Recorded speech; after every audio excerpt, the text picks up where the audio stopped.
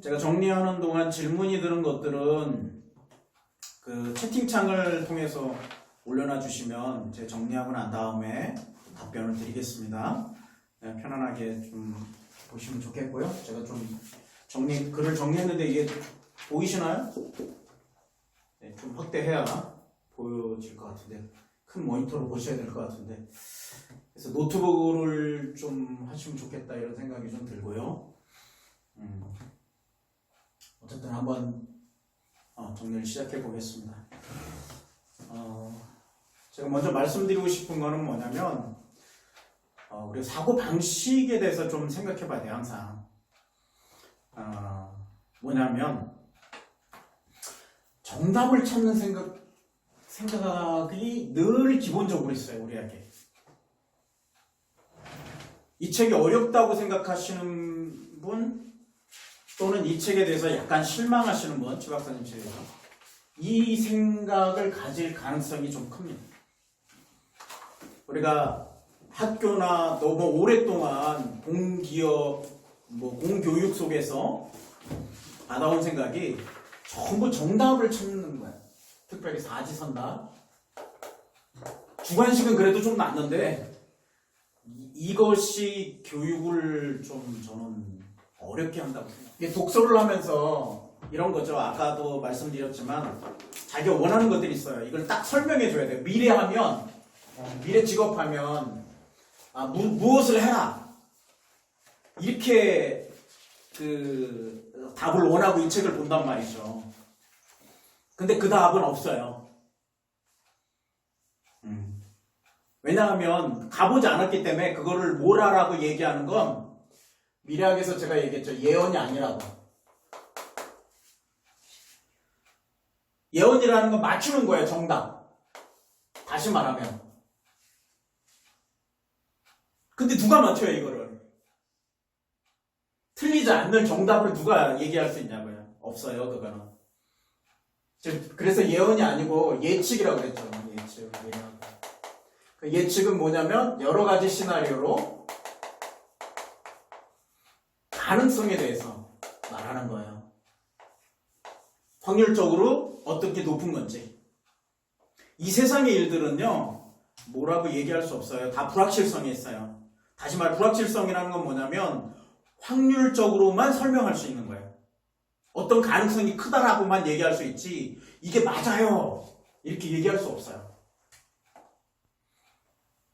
근데 이제 책을 보시면 확정된 미래다, 꼭 오는 미래다 이렇게 얘기하는 것이 있어요. 예를 들면 부동산에 이제 정상화가 온다 이런 거는 확정된 미래라고 말씀했잖아요. 그리고 또 잃어버린 20년은 기본 미래로 갈 가능성이 크다라는 이런 이유는 논리적으로, 구조적으로, 그리고 원리로 봤을 때 그렇게 수렴하는 거예요. 수렴. 그래서 그거에 대해서 시나리오를 쓴 거죠, 이 책이. 그러니까 여러 가지 시나리오를 쓴 걸 묶어놓은 거예요. 그러니까 좀 어려워요. 그 배경까지 설명하지 못했기 때문에. 다시 돌아가서 정답을 찾는 생각을 하면 뭐냐면 그 어떤 부분에 딱 멈춰있는 거예요, 생각이. 그래서 더 이상 생각을 확장하지 않습니다. 근데 생각해보세요. 우리가 그냥 이치적으로 생각해보면 뭐냐면 어린아이를 생각해보세요. 어린아이가 어떻게 학습하는지, 어떻게 배우는지. 먼저 뭐하냐면 탐구해요. 그래갖고 여기 가서 물어보고 아빠 이거 뭐야? 그리고 엄마 이거는 이런 게 아니야? 하고 괴롭히고 계속 하죠. 탐구해요. 탐구. 계속 물어봐요. 그리고 흥미를 갖고 호기심 갖고 물어봐요. 그리고 어느 순간 자기 그 호기심이 딱 꽂히면 이걸 계속해서 뭘 해요? 반복해줘. 반복. 그렇죠. 아이들이 똑같은 일 자기가 좋아하는 거 계속해요. 그리기 좋아하는 애들 계속 그리게요. 반복해서 익숙해질 때까지 해요. 그럼 여기서 재미가 나요. 그런 다음에 이거를 이 정도 되면 학습된 거죠. 학습. 이거를 조금 더 고차원적으로 가면 우리가 이제 나이가 커가면 이거를 이용하죠. 학습된 거를 이용합니다. 이런 방식대로 찾아가요. 정답을 찾지 않아요. 아이들은. 우리가 생각하기에 이게 뭐야 라고 물어봤을 때 정답을 줄 뿐이지 그 정답을 주는 거는 이제 지시학습이라고 해요, 인공지능에서. 지시학습이라고 하는데 뭔가를 선생님이 가르쳐줘서 그 학습을 빨리 끌어올리는 거예요. 그럴 뿐 정답을 찾지는 않아요. 이게 인간의 학습이에요. 근데 그걸 학교에 가면서 정답을 자꾸 주니까 처음에는 좋은데 확장도 안 되고 뭐 연관성도 찾지 않고 그거를 재구조하지도 않죠. 연관 확장 재구조가 너무나 중요한데. 왜냐하면 가설하고 추론하고 또 다른 생각을 하고 이런 부분들은 다 이 부분을 찾는 건데 그걸 안 한단 말이에요.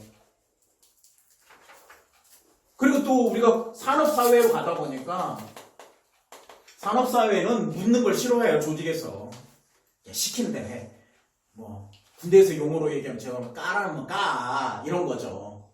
왜냐하면 어떤 그 대량으로 생산하는 어떤 뭐 구조 속에서는 생각이 필요 없어요. 그거를 잘 효율하고 관리하는 게 중요한 거죠. 그러다 보니까 전부 정답만을 얘기하는 거 이렇게 하는 게 답이야.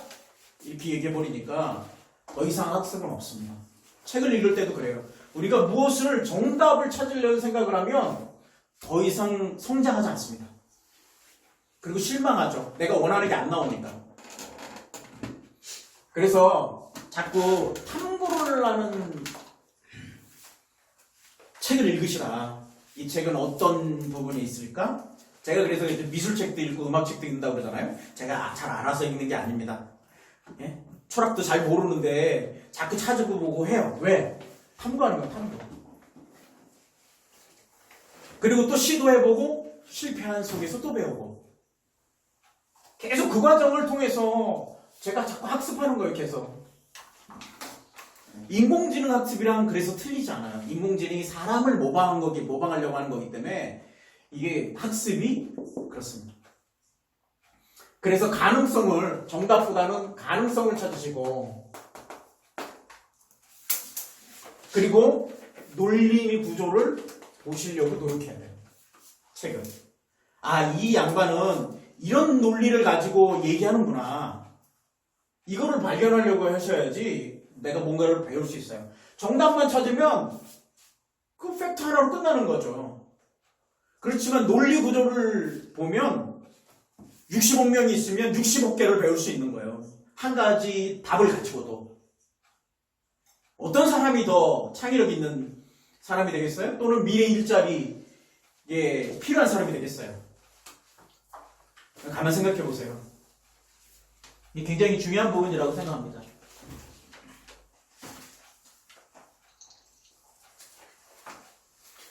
그러니까 책을 그냥 처음부터 비판하지 마시고 이런 구조와 논리를 찾고 이런 가능성을 되려고 봤더니 논리적으로 이게 설득이 안 된다. 그럼 비판할 수 있어요.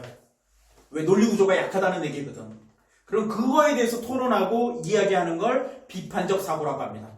비판하는 거랑 비판적 사고는 틀려요. 논리 구조를 기반으로 해서 하는 사고가 비판적 사고예요. 이거 없이 비판하면 그건 비판이지 비판적 사고가 아니라는 거예요. 그거 구분하셔야 돼요. 그래서 이 책을 보실 때도 항상 이렇게 정답을 찾는 것보다는 탐구하고 내가 학습해 간다. 그리고 논리 구조와 가능성을 좀 계속 본다.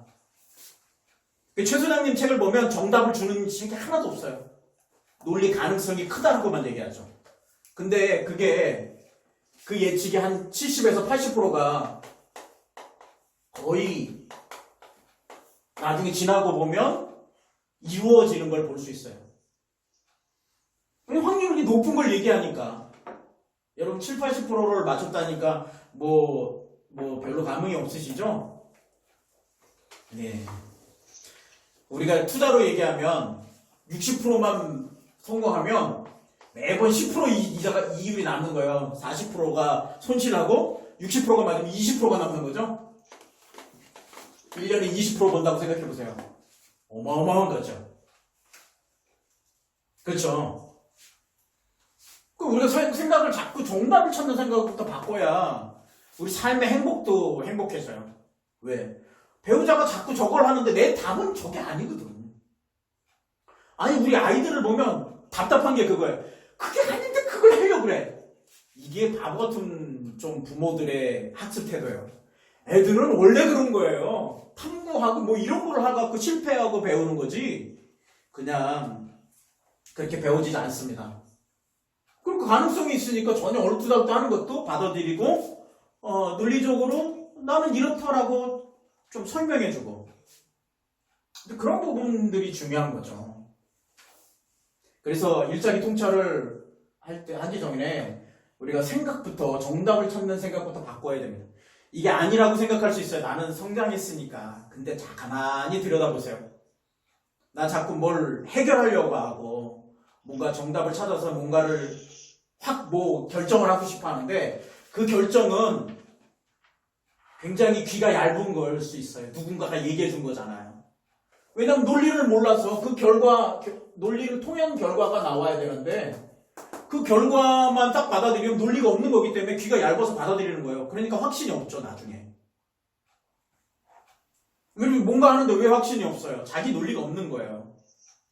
세상이 돌아가는 이치 구조에 따라서 일반화와 추상화를 해서 그걸 딱 결정해 가는 건데 그게 없이 결과 정답만 가지고 하니까 상황이 바뀌거나 뭐 관계가 바뀌거나 하면 확신이 없는 거죠.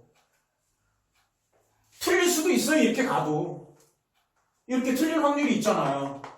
근데 이게 우리 삶은 한 번이 아니라 100번이고 1000번이고 이럴 걸 계속한단 말이에요. 그럼 궁극적으로 우리가 승리해 가려면 정답을 찾는 게 아니라 찾아가는 과정을 통해서 확률을 높여가는 그런 사고방식을 가져야 우리가 미래 일자리나 불확실한 상황 속에서는 제대로 뭔가를 할 수 있는 능력을 갖게 되는 거죠. 저는 이게 전제 조건으로 굉장히 중요하다고 생각합니다. 좀 생각해 보시면 좋겠고요. 이게 아닌 것 같지만 가만히 들여다보시면 좋아요. 정답을 찾는 사고방식, 앞으로의 사회에는 특별히 정보사회에는 여기 보면 정보사회를 넘어서 지능사회를 갈 때는 어떻게 보면 쓸모없는 것일 수 있어요. 뭐 필요 없다는 건 아닙니다. 여전히 우리가 산업사회의 그 사회를 같이 경험하고 있기 때문에 정답이 필요하죠. 그러나 그거보다는 정답을 얻기 위한 생각. 인공지능은 정답 찾는데 최고의 기능을 갖고 있어요. 사실은 정답도 아니에요. 얘도 확률로 접근하기 때문에. 정답도 아닌데 결과적으로 보니까 정답에 가까운 것들을 막 얘기해 주니까 빠르고 빠르게. 그러니까 우리가 압도당하는 거죠.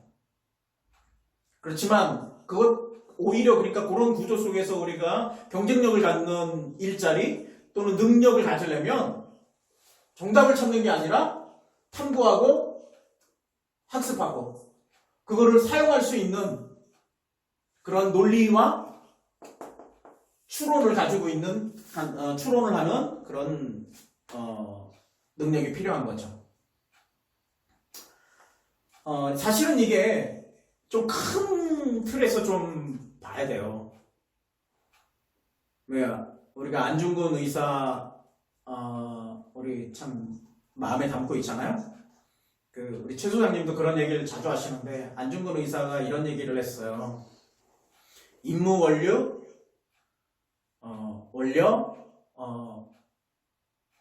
필류 근우다. 멀리 보지 않으면 반드시 근심이 일이 생긴다. 임무 원료 만성대업. 멀리 생각하지 않으면 큰 일을 이룰 수 없다. 그래서 큰 틀을 알아야 되는 거죠. 큰 틀. 큰 틀에서 접근하면 일자리를 만들지 않는 5가지 키워드가 있어요.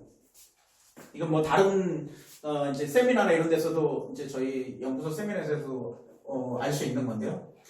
이게 가만히 생각해 보면 이게 패턴이에요. 다시 말하면 논리 구조다 이 말이에요. 논리 구조. 자, 일자리 어디서 만들어져요? 신기술을 누가 딱 잘 하느냐. 그리고 그것에 따른 생산 능력을 누가 확대하느냐. 세 번째는 그것을 통해서 공간적인 변화, 빠르게 이동하고 빠르게 무엇인가 할 수 있는 그 변화를 누가 선점하느냐. 그리고 시간에 따른 또한 변화. 그리고 나중엔 권력이동 이런 변화를 잘 따라가는 사람, 그러니까 다시 말해서 시대적 변화를 잘 따르는 사람이 일자리를 잘 적응하고 필요한 사람이 되는 거죠. 자, 보세요. 농경사회, 이게 소위 수렵사회죠. 수렵사회. 우리가 그냥 그렇다고 쳐요. 수렵사회에서 농경사회로 변할 때 신기술이죠. 농업의 기술과 노하우를 많이 하는 사람이 뭐예요? 일자리의 가장 핵심적인 인재인 거죠. 농업 기술을 아는 사람. 그렇죠? 그 산업사회로 넘어가면 생산하는 것을 만드는 신기술, 증기기관이나 내연기관이나 이런 거를 만드는 사람들이 당연히 일자리에 최고봉이 있는 거죠. 정보사회는요. 정보 인터넷 연결이 됐기 때문에 이것을 잘하는 사람, 이게 당연히 일자리에 키워드에 드는 사람이죠. 그 다음에는 이제 지능사회인데, 지능사회는 인공지능 때문에 있는 건데,